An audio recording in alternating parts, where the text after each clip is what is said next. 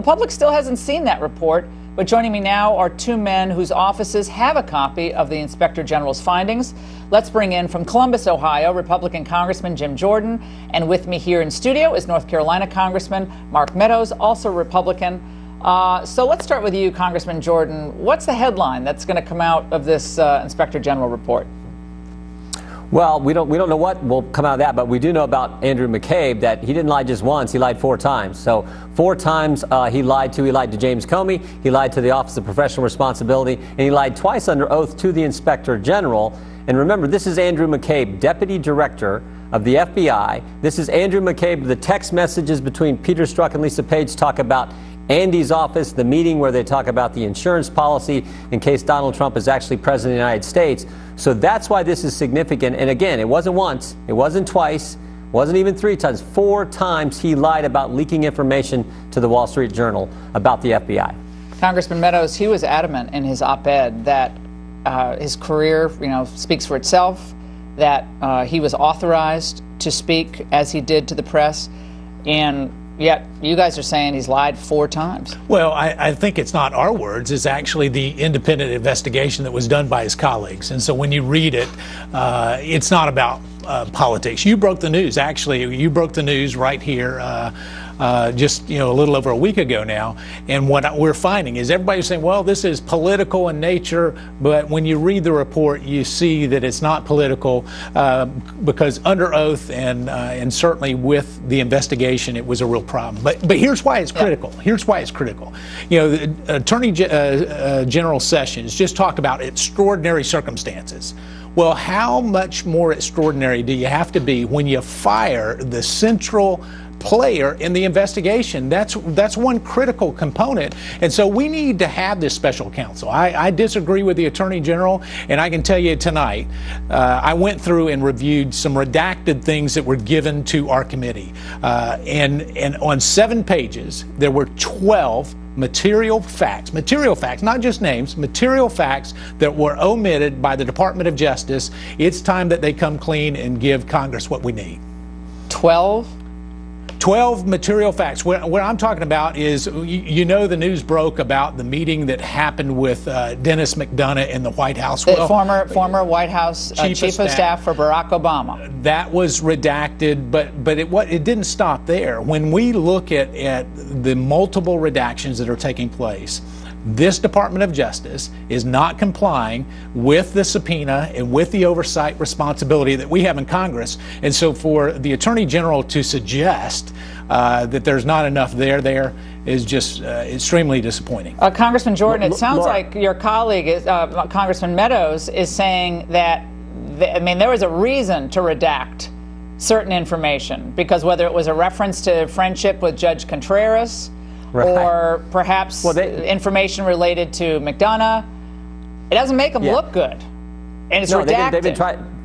They've been trying to hide information from us. We have to go over to the Justice Department, go in the room and have our staff look at this information, come back out and tell us. It's ridiculous. But Mark is exactly right. When the Attorney General writes Congress and says, only under extraordinary circumstances do we appoint a second special counsel. Well, how about these facts, Laura? James Comey's been fired. Deputy Director Andrew McCabe has been fired. Jim Baker, former chief counsel at the FBI, has been demoted and reassigned. Peter Strzok, former deputy head of counterintelligence, has been demoted and reassigned. And Lisa Page, former FBI counsel, has been demoted and reassigned. If those aren't extraordinary circumstances warranting a second special counsel, I don't know what the heck is. So I don't know why the Attorney General keeps postponing this. Everyone in town knows we need a second special counsel to get to the bottom of this. How can Mr. Huber, and he's probably a great lawyer, I don't know much about Mr. Huber from Utah, but how can he investigate his boss, Rod Rosenstein? That's who he reports to. Mr. Rosenstein is involved in all this FISA abuse that we think took place. So you have to have a second special counsel. I hope Jeff Sessions figures that out and names one very soon. This is what one of your chief critics on another network said under questioning. Let's watch. Was there ever a strong case for appointing a second special counsel? No, as far as I could tell, most of the accusations against the FBI are lunatic conspiracy theories, just not grounded in anything. And I think the Attorney General did an appropriate thing here.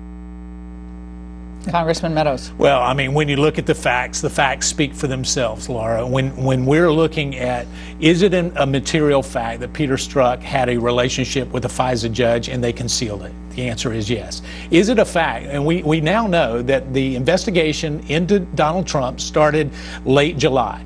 Within 7 days, there was a meeting with the Department of Justice where they said the White House is leading this. Within 7 days of that, everyone has to understand that, because I think a lot of folks miss that. When this happened the other day, that the White House is leading. Well, I mean, that was in that meeting. We've got text messages that would suggest that. And then within 7 days of that, we have a meeting at the White House with the Chief of Staff of President Obama saying, you know, we can't draw a conclusion, but we can certainly look at the facts. And the facts do speak to further investigation. That's why we believe that. Why can't you bring McDonough in for questioning? Well, I think that would be the appropriate thing to do. But it's not just there. Some of the redactions that the Department of Justice have, they keep the name so we don't even know who to bring in. And so it's important. We've just learned these things recently. This is from the text, another text that we're talking about tonight, August 8th, 2016, struck to page. Internal Joint Cyber CD Intel piece for D, that refers to Director Comey, right. Scene setter for McDonough brief. Right. Trainer, head of the FBI Cyber Division, directed all cyber info be pulled. I'd let Bill and Jan hammer it out first, though it would be best for D, Comey, to have it before Wednesday White House session. Yeah, and that Wednesday meeting was August the 10th. We know that. You can go to the White House logs right now and look it up. Jonathan Moffat was there, signed in, did that. So that was on August the 8th of 2016. We know that 2 days later there was a meeting in the White House. So, you know, we're putting the pieces of a puzzle together, but the DOJ are keeping some of the pieces from us. Congressman Jordan, I want to ask you about a letter that was sent today with Congressman Gowdy and Goodlatte.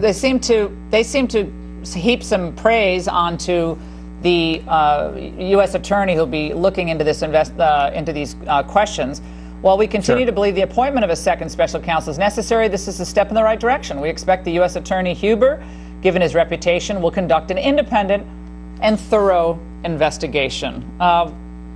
What reason do you have? I guess he was an Obama appointee, but imagine if an Obama appointee actually concluded that there was perhaps even criminal wrongdoing here. That'd be pretty significant versus an unending special counsel. No. My guess is John Huber's a great lawyer and is going to do a fine job, but it's not a second special counsel. It's not a special counsel, and John Huber has to report to Rod Rosenstein, who was involved in this. Who signed the application? He signed one of the FISA application. Of course he did. So that's the problem, and that is a problem. The simple fact remains, these are extraordinary circumstances. Those top 5 people at the FBI, they were involved in, we should never forget this, they're the ones who put this dossier together, dressed it all up like it was legitimate intelligence, took it to the FISA court, and didn't tell the court the whole truth, namely who paid for the dossier and the fact that the FBI had terminated their relationship with Christopher Steele, the author of the dossier, and they didn't disclose that to the court. So those are all key facts. That's why a second special counsel is certainly warranted under these extraordinary circumstances. For cases this big and this monumental, this consequential, you can't omit material facts. You have to disclose conflicts, apparent conflicts, the appearance of it. It all has to be disclosed. Otherwise, no one who understands legal matters, at the very least, and many in the public, will not have a lot of faith in this investigation. That's just how it works. That's how it works in legal settings like this. It's crazy. Laura, it's supposed to be the truth, the whole truth, not part of it, not redactions. And when you go to a court, when you go to the court, you got to give them the whole truth. They did not do that at the FISA court. And it was those people, 2 of them have been fired, 3 of them have been demoted, and we don't think that's extraordinary circumstances warranting a second special counsel. I mean, tell me some fact pattern that would then, Mr. Sessions. Last word for you, Congressman Meadows. Why do you think Jeff Sessions is so resistant to this special counsel? Well, I think he's being poorly served. And when you look at it, when I've had conversations with him and the Deputy Attorney General, it's almost like they have a set of talking points that they go to, but the facts don't support those talking points. I would suggest that both of them need to look at the fine details of this, and when they do, they will come to the same conclusion that Jim and I have come to, is it's time for a special. Oh, Rod Rosenstein wants any special counsel. It's like what's good for the goose is good for the gander on that. I don't think he wants it. Congressman, thank you so much for joining us tonight. With Thank this you, just fascinating story. It just gets more and more twisted as time goes on. We invited Andrew McCabe.